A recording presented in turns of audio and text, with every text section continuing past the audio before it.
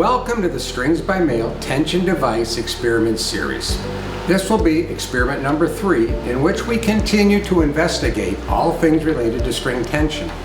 In this experiment, we will be using a Les Paul neck and bridge module setup with a scale length of 24 3/4 inches, and we will be comparing this to a Stratocaster neck and bridge module setup.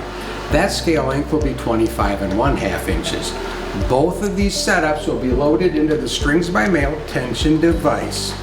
Now we're going to set both of these with a plain 10 gauge steel string, and we will be showing you the results. Okay, so we're going to load our Les Paul neck and bridge module. I've already got the bridge module set.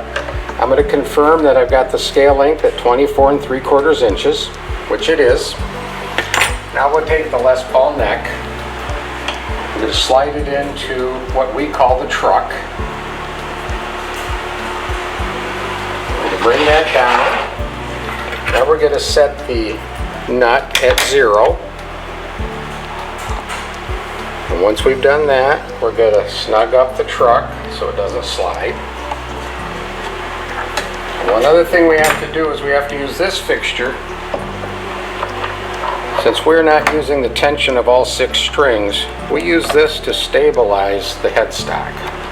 Snug it up there, here, and then this is the last one we snug up. Now we're ready to load our string and do our experiment.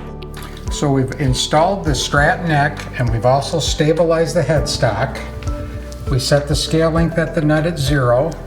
We set the scale length at the bridge module at 25 1/2.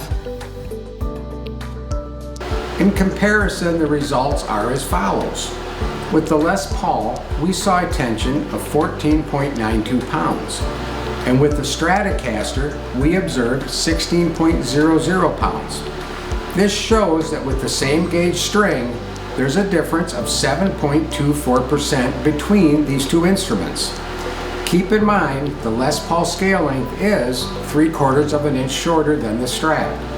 As seen in previous experiments, shorter scale lengths produce a lower tension with the same gauge string.